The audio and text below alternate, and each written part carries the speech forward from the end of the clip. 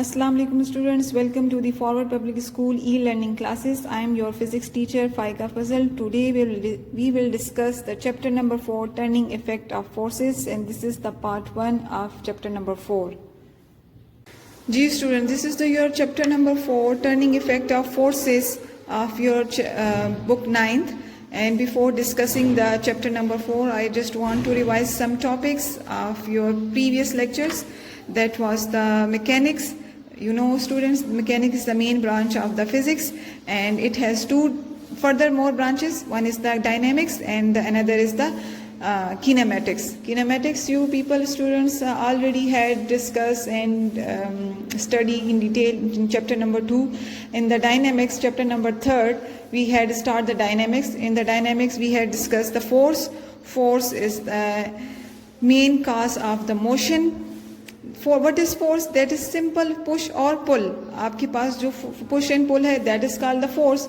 हमने जो dynamics chapter number 3 में जो start लिया था वो force को discuss किया. That force is the one dimensional force. For example, if you want to push, अगर आप जो है इसको pull कर रहे हैं या push कर रहे हैं, तो ये जो force apply हो रही है इस marker के ऊपर इस वक्त, ये one dimensional है. या ये अब आगे की तरफ होगी, फॉरवर्ड होगी, या ये बैकवर्ड होगी. मीन्स पुश एंड पुल है ये.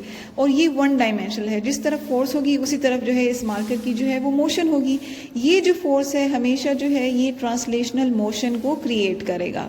One dimensional force always create the translational motion. और अगर आपके पास मल्टी डायमेंशनल फोर्सेस हैं तो आपके पास वो जो मोशन क्रिएट होगी that is the rotational motion. Just for example, if you want to open lit up the cap of the bottle, and or if you want to open the door or window, these are all the kinds of the rotational motion, and we in this chapter number 4 we will discuss the rotational motion. Ji student, now look at the page number 100 of your book, and जो introduction है इसमें वो हम लोग जो है वो discuss कर चुके हैं. अब now we will study the force diagram, कि हम जो है फोर्स को डायग्रामेटिकली जो है वो किस तरीके से जो है वो हम रिप्रेजेंट कर सकते हैं, और हम इसकी डायग्राम क्यों बनाते हैं. सबसे पहले तो हम लोग फोर्स की डायग्राम इसलिए बनाते हैं स्टूडेंट्स ताकि हम लोग इजीली अंडरस्टैंड कर सकें. यू नो स्टूडेंट्स कि force is a vector. Force is a vector, और वेक्टर को शो करने के लिए हमें you know the vector has the direction, तो उसको हमने डायरेक्शन को अंडरस्टैंड करने के लिए जो है वो डायग्राम बनानी ज़रूरी होती है. ठीक है स्टूडेंट्स, तो हमने डायग्राम को कैसे बनाना है. Now we start the topic force diagram. To study the effect of force acting on in any object, we can apply the skill of drawing force diagram. Since force is a vector quantity, it can be represented by an arrowhead. You know students कि हम chapter number 2 में ये सीख के आए हैं कि जो हमारे पास वेक्टर्स होते हैं उसको हम लोग एरोहेड से शो करते हैं. ठीक है, और या हम बोल्ड लेटर भी इस्तेमाल कर सकते हैं. यूजुअली हम लोग उसे एरोहेड से शो करते हैं जो वेक्टर्स होते हैं. Force is a vector. Force diagram are very useful conceptual tool for the physics student because they help examine the forces acting on an object. ये क्यों बनाते हैं? ताकि हमें पता चले कि भाई ये जो ऑब्जेक्ट है, जैसे फॉर एग्जांपल इस डायग्राम में देखिए फिगर जो हमारे पास 4.1 है, यहाँ पे हमारे पास जो है ये दो केसेस हैं, एक ए है एक बी है. सबसे पहले हम ए को देखते हैं. ठीक है, अब यहाँ पे आप देखिए एक टेबल आपको नजर आ रही है, उसके ऊपर बुक पड़ी हुई है. ठीक है, और ये रेस्ट की फॉर्म में है. अगर हमने ये डिस्कस करना है कि ये जो बुक है इसके ऊपर कितनी फोर्सेस अप्लाई हो रही हैं, तो हम जो है अगर इसको डायग्रामेटिकली शो करेंगे तो अंडरस्टैंड करना बहुत आसान हो जाएगा कि हम इस बुक के ऊपर इस वक्त कितनी फोर्सेस अप्लाई हो रही हैं. चूंकि ये बुक जो है रेस्ट में है, इस वक्त यहाँ पे जो है दो फोर्सेस अप्लाई हो रही हैं. एक है हमारे पास नॉर्मल फोर्स जो हम लोग चैप्टर नंबर 3 में डिस्कस कर चुके हैं, और एक है हमारे पास weight. We had already discuss the weight in chapter number 3, and you know के weight is also a force. तो हमारे पास इस वक्त बुक जो है that is in the state of rest. There are two forces acting on this book. One is the normal force and another is the weight force. अच्छा, अब हमने क्या किया यहाँ पे कि हमने जो फोर्स डायग्राम जब हम बनाते हैं तो हमारे पास इस वक्त ऑब्जेक्ट जो है जिसको हम डिस्कस कर रहे हैं that is the book. Clear है स्टूडेंट्स? जो भी आपके पास ऑब्जेक्ट है, आप जिसको डिस्कस कर रहे हैं, डिस्कस करना चाहते हैं कि इस ऑब्जेक्ट पे जो है कितनी फोर्सेस अप्लाई हो रही हैं, तो फोर्स डायग्राम में आपने क्या करना है, उस ऑब्जेक्ट की जगह जो है आपने एक डॉट डालना है, उस ऑब्जेक्ट के सेंटर में आपने एक डॉट डालना है, ठीक है, जो आपको नजर भी आ रहा है, ये डॉट डालना है, आपने एक डॉट डालना है। पूरी बुक नहीं बनाएंगे हम, पूरा ऑब्जेक्ट नहीं बनाएंगे, जस्ट एक डॉट डाल देंगे और उस वो डॉट जो है ये ऑब्जेक्ट को शो करेगी और ऑब्जेक्ट पे कितनी फोर्सेस अप्लाई हो रही हैं, फोर्स को हम एरो हेड से शो करेंगे। एक है मेरे पास ये अपवर्ड नॉर्मल फोर्स और एक है मेरे पास वेट डाउनवर्ड फोर्स। क्लियर है स्टूडेंट्स? हमने फोर्सेस को एरो हेड से शो किया। ये दो एरो नजर आ रहे हैं आपको। It's mean के there are two forces acting on that object. One is the normal force and another is the weight force. Clear है students? In this way you people draw the force diagram. क्या करना है आपने? Object को नहीं draw करना बल्कि उसकी जगह डॉट बनाना है सेंटर में, उस ऑब्जेक्ट के सेंटर में, और आपने जो है फोर्सेस को एरो से शो करना है। इधर इस वक्त जो है देयर आर टू फोर्सेस, तो हमारे पास दो एरो होंगे और दोनों की जो डायरेक्शन है ये ऑपोजिट है, इसलिए जो है इनको इस तरीके से जो है वो शो कर लिया। वेरी सिंपल स्टूडेंट, होपफुली आपको समझ आ रही होगी। Force diagram are very useful conceptual tool for physics student because they help examine the force acting on an object. In force diagram, the object on which forces are shown is reduced to a dot as its center, and the forces acting on the object are represented by the arrows pointing away from it. Clear students? ये सारा जो लिखा हुआ है ये मैंने आपको समझा दिया है, ठीक है स्टूडेंट्स?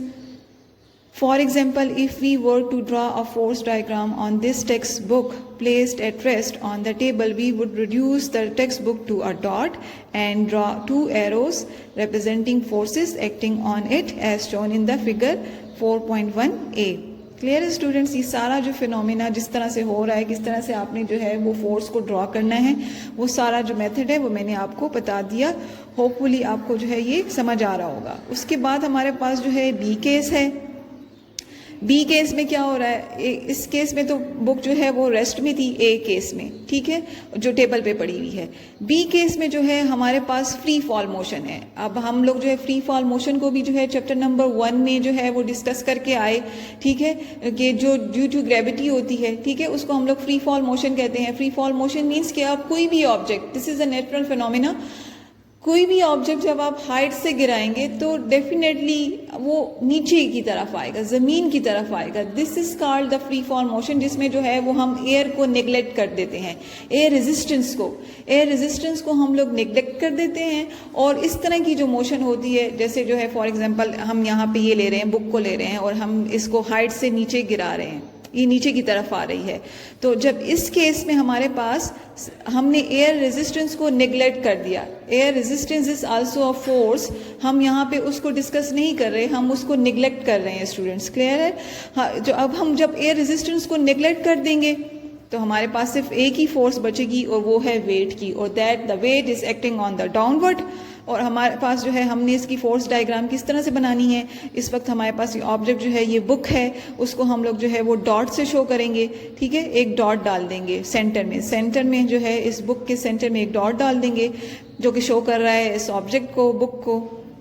और इस बुक पर in the case of free fall motion there are just one force acting on this book, that was the weight, and weight जो है वो डाउनवर्ड उसकी जो है वो डायरेक्शन है, इसलिए एरो का जो डायरेक्शन है वो डाउनवर्ड है, ठीक है। In the second case, in the B case, मैं दोबारा रिपीट कर रही हूँ, this is the free fall motion, जिसमें जो है वो हम लोगों ने ये बताया है कि जो बुक है वो फ्री फॉल मोशन कर रही है। In the free fall motion we neglect the air, and in this case there is just one force that is acting downward, and this is that force is the weight. Hopefully students आपको ये जो सारा जो phenomena है, downward वो क्यों आती है, वो ग्रेविटेशनल फोर्स की वजह से नीचे आती है। ये तो एक हमारे पास कॉमन ऑब्जर्वेशन है कि हमारे पास कोई भी ऑब्जेक्ट जो है वो हाइट से नीचे क्यों आता है, because of the gravitational force, क्योंकि ये अल्लाह ताला ने ज़मीन को जो है ये एक प्रॉपर्टी दी है कि वो हर ऑब्जेक्ट को अपनी तरफ जो है वो अट्रैक्ट करता है अपनी तरफ। तो जो भी ऑब्जेक्ट आप ऊपर से नीचे गिराएंगे तो वो डेफिनेटली ज़मीन की तरफ आएगा because of the gravitational force, ठीक है स्टूडेंट्स। होपफुली आपको जो है ये टॉपिक फोर्स डायग्राम का जो है वो समझ आ गया होगा कि how you people draw the force diagram. Clear है स्टूडेंट्स? थैंक यू स्टूडेंट्स, अल्लाह हाफिज़। अच्छा जी, अब हम फोर्स को मज़ीद जो है वो डिस्कस करते हैं। Some time we see the like parallel forces and unlike parallel forces. Parallel forces के नाम से शो होता है, पैरेलल म्यू आप डिस्कस कर चुके हैं मैथ्स में, आप लोगों को पता होगा कि वो आपके पास लाइंस होती हैं जो एक दूसरे के बिल्कुल आमने सामने हों, ठीक है ना। तो हमारे पास जो फोर्सेस हैं सम टाइम वो पेयर की फॉर्म में होती हैं, ठीक है। तो लाइक पैरेलल फोर्सेस वो होती हैं जिनकी, और ये हमेशा पेयर की फॉर्म में होगी। स्टूडेंट्स इसको अपने माइंड में रखें कि ये जो लाइक पैरेलल फोर्सेस हैं, क्योंकि पैरेलल है ना, तो इसके लिए एक फोर्स नहीं होगी, यहाँ पे हमारे पास दो फोर्सेस होंगी, या तीन फोर्सेस भी हो, मल्टीपल फोर्सेस हो सकती हैं, लेकिन सिंगल फोर्स नहीं होगी, ठीक है। क्योंकि पैरेलल होने के लिए आपके पास कोई दूसरा ऑब्जेक्ट या दूसरी फोर्स, कोई फिजिकल क्वांटिटी दूसरी तो होनी चाहिए ना। तो यहाँ पे जो फोर्सेस हैं ये हमेशा जो है वो पैरेलल होंगी। अगर इनकी डायरेक्शन जो है, जैसे आप यहाँ पे देख रहे हैं, या इस फिगर में आपके पास दो फोर्सेस हैं, F1 है, F2 है, दोनों की जो डायरेक्शन है वो अपवर्ड है, तो इस तरह की फोर्स को हम बोलेंगे लाइक पैरेलल। जब दोनों फोर्सेस की डायरेक्शन एक ही तरफ हो, दोनों की अपवर्ड है, तो ये लाइक पैरेलल है। और मे बी दोनों की डायरेक्शन डाउनवर्ड हो, तो इस तरह की जो आपके पास फोर्स बनेगी ये भी लाइक पैरेलल ही होगी। लेकिन कंडीशन आपने याद रखनी है कि दोनों फोर्सेस की डायरेक्शन सेम होनी चाहिए। अगर दोनों फोर्सेस की डायरेक्शन सेम है तो वो आपके पास होगी like parallel forces. Parallel forces के लिए तो आप लोग देख रहे हैं कि इन दोनों के बीच का जो एंगल है वो ज़ीरो है। पैरेलल तभी होगा ना जब इनके बीच का एंगल जो है वो ज़ीरो होगा या 180 होगा, 180 नहीं होगा, सॉरी, हमेशा ज़ीरो होगा, क्योंकि 180 का केस ये बनता है। अनलाइक पैरेलल फोर्सेस में हमारे पास जो है दो फोर्सेस होंगी, लेकिन उनकी डायरेक्शन जो है वो आपस में एक दूसरे के उलट होगी, ऑपोजिट होगी। अगर देखिए फॉर एग्जांपल यहाँ पे हमारे पास F1 है, फोर्स जो है वो डाउनवर्ड एक्ट कर रही है, और F2 है, ये अपवर्ड जो है वो इसकी डायरेक्शन है, तो ये दोनों की डायरेक्शन ऑपोजिट है। इस तरह की फोर्सेस जो हैं ये दोनों आपस में पैरेलली जो है वो चल रही हैं, लेकिन ये इनकी डायरेक्शन डिफरेंट है। That is why this is called unlike parallel forces.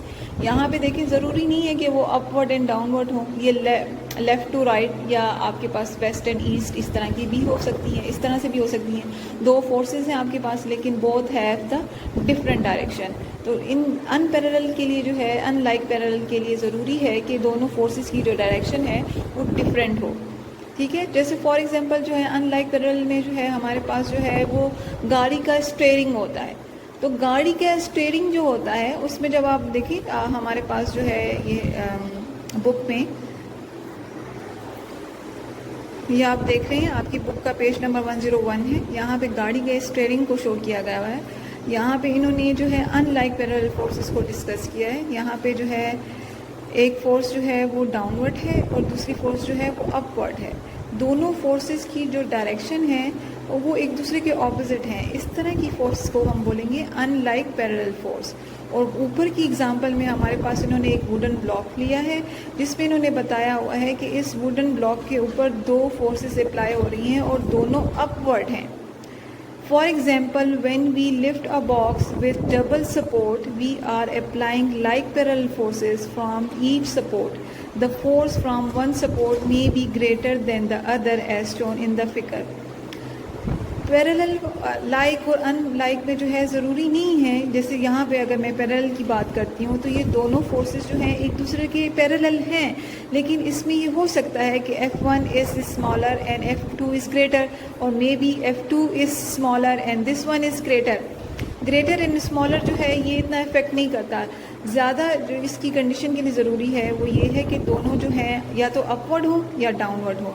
तो इसमें उन्होंने बताया हुआ है कि अगर इस वुडन ब्लॉक को फॉर एग्जांपल अगर हम लिफ्ट करना चाहते हैं तो इसके ऊपर दो फोर्सेस अप्लाई हो रही हैं और दोनों अपवर्ड हैं, और इस तरह की अगर फोर्स अप्लाई होगी किसी भी ऑब्जेक्ट के ऊपर तो उसको हम बोलेंगे like parallel forces.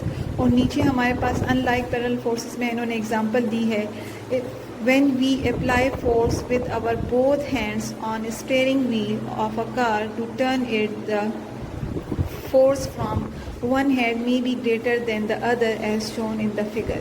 We are applying unlike forces, parallel forces. इस तरह गाड़ी की स्टीयरिंग पे जो फोर्स अप्लाई होगी वो हमारे पास अनलाइक पैरेलल फोर्स होगी। होपफुली स्टूडेंट्स आपको ये जो पैरेलल एंड अनपैरेलल लाइक जो टॉपिक है ये समझ आ गया होगा। और आप लोगों को जी students, now the new topic is addition of forces. In addition of forces we will discuss and how we will add the forces. Now look at the definition. This is the definition. Addition of forces is a process of obtaining a single force which is produce the same effect as produced by a number of forces acting together. इसका मतलब क्या है? इसका मतलब ये है कि हम पिछले लेक्चर में डिस्कस कर चुके हैं कि समटाइम हमारे पास जो फोर्सेस हैं वो पेयर की फॉर्म में होती हैं या पेयर की फॉर्म में नहीं भी हैं, मल्टीपल 2 से ज़्यादा फोर्सेस हैं। तो उन तमाम फोर्सेस को हम लोग किस तरीके से ऐड कर सकते हैं और रिजल्टेंट या नेट फोर्स को कैसे फाइंड आउट करेंगे, ये तरीका हम लोग इस टॉपिक में सीखेंगे। Keep in your mind, force is a vector और वेक्टर को जो है वो हमने किस तरीके से जो है वो प्लस करना है, ये हम यहाँ पे सीखेंगे। फॉर एग्जाम्पल यहाँ पे forces are vector and may be added, यहाँ पे हम पढ़ते हैं forces are vector and may be added geometrically by drawing them to a common scale. Chapter number 2 में हमने जो है वो पढ़ा, हम हेड टू टेल रूल, वहाँ पे हमने कॉमन जो है वो प्रोटेक्टर एंड स्केल को यूज़ करके जो है हेड टू टेल रूल के थ्रू जो है वो वेक्टर्स को ऐड कर लिया। Joining the tail of the first force vector with the head of the last will give another force vector which is the sum of these vectors force called resultant force. आगे हम लोग जो है वो इसको detail में करते हैं। यहाँ पे इन्होंने बताया है कि फॉर एग्जांपल जो है हमारे पास अगर एक फोर्स है, उसका हमने जो है उसको हेड टू टेल रूल में अगर आपको याद हो स्टूडेंट्स, तो हम ये करते थे कि एक का हेड दूसरे का टेल, एक का है दूसरे का टेल मिलाते जाते थे और आखिर में हम लोग जो है वो रिजल्टेंट जो है वो फाइंड आउट करते थे, जिसको रिजल्टेंट फोर्स भी कह सकते हैं या नेट फोर्स भी कह सकते हैं। अब हम सिचुएशन डिस्कस करेंगे, वो सिचुएशन जब हमारे पास फोर्सेस जो हैं लाइक या अनलाइक पैरेलल हों। अगर if you students keep in your mind add the magnitude of the forces in case of like parallel forces. अगर आपके पास जो है फोर्सेस जो हैं वो पैरेलल हैं तो आपने क्या करनी है, एडिशन करनी है। और अगर आपके पास जो है अनलाइक पैरेलल फोर्सेस हैं तो तब आपने जो है वो सब्ट्रैक्शन करनी है। जैसे फॉर एग्जांपल जी स्टूडेंट्स, अब आप ये देखें यहाँ पे हमारे पास फिगर 4.3 है, यहाँ पे मल्टीपल फोर्सेस आपको वेक्टर्स नज़र आ रहे हैं, फोर्सेस ही हैं यहाँ पे। सबसे पहले देखें आप, ये 2 फोर्सेस हैं आपके पास, ये दोनों फोर्सेस की जो डायरेक्शन है वो ईस्ट की तरफ है। और यहाँ पे जब ये आपके पास कौन सी फोर्सेस हैं, ये लाइक फोर्सेस हैं, लाइक पैरेलल फोर्सेस। और लाइक पैरेलल फोर्सेस में हमने ये सीखा कि दोनों को जस्ट सिंपल प्लस करते हैं। इनका जो मैग्नीट्यूड है 5 Newton plus 5 Newton and you got 10 Newton, this is the actually the resultant. ये जो हमारे पास आ गया नेट फोर्स है, इसको रिजल्टेंट भी कह सकते हैं। ठीक है, हमारे पास अगर आपके पास लाइक पैरेलल फोर्सेस हैं, आपने उसको जस्ट प्लस करना है। फॉर एग्जांपल लाइक दिस, ये आपके पास लाइक पैरेलल फोर्सेस की एग्जांपल है। और ये आप देख लें यहाँ पे हमारे पास ये भी हमारे पास लाइक पैरेलल फोर्सेस हैं, यहाँ पे ये 5 न्यूटन है और ये 10 न्यूटन है। हम जस्ट सिर्फ इन दोनों को प्लस कर लेंगे and we got the resultant that is the 15 newton. और अनलाइक जो हमारे पास पैरेलल फोर्सेस हैं, ये आप देख रहे हैं, ये अनलाइक पैरेलल फोर्सेस हैं, एक जो है ईस्ट है और दूसरे जो है वेस्ट है। जब हमारे पास अनलाइक पैरेलल फोर्सेस होंगी स्टूडेंट्स तो हम उनको जस्ट माइनस कर देंगे, सब्ट्रैक्ट कर देंगे, क्योंकि इन दोनों की डायरेक्शन डिफरेंट है। तो हमारे पास एक प्लस 5 न्यूटन होगा और एक माइनस 5 न्यूटन होगा।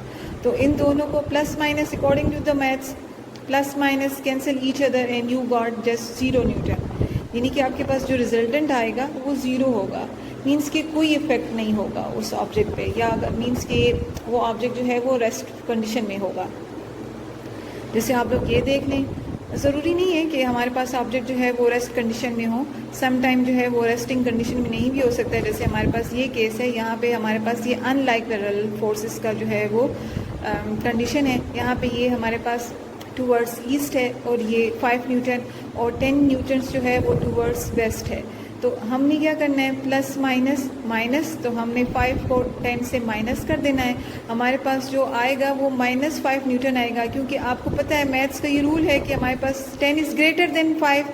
तो अब 10 के साथ जो है वो माइनस साइन है, तो डेफिनेटली जो हमारे पास रिजल्टेंट आएगा, जो रिजल्टेंट फोर्स होगी दैट इज़ 5 न्यूटन, और उसकी डायरेक्शन उसी तरफ होगी जिस तरफ जो है ये 10 की थी, क्योंकि 10 इज़ द ग्रेटर नंबर और वो वेस्ट की तरफ था। तो इसका जो हमारे पास जो रिजल्टेंट आएगा, इसकी डायरेक्शन भी हम लोग जो है वो वेस्ट की तरफ ही रखेंगे, और जो रिजल्टेंट हमारे पास जो फोर्स आई है दैट इज़ -5।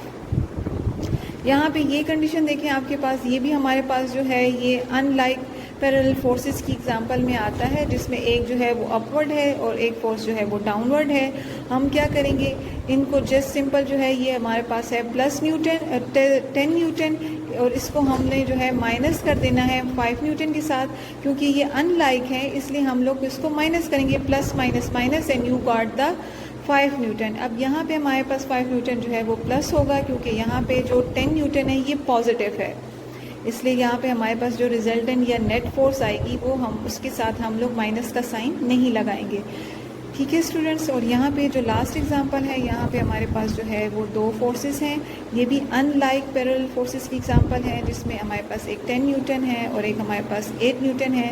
दोनों को प्लस माइनस इस माइनस माइनस कर लेंगे and we got the 2 newton, और साइन जो है वो प्लस का ही आएगा क्योंकि 10 is greater than 8, so that's why जो रिजल्टेंट हमारे पास आएगा उसके साथ प्लस का साइन होगा। We will discuss the next topic in the next video. Stay home, stay safe, अल्लाह हाफिज़।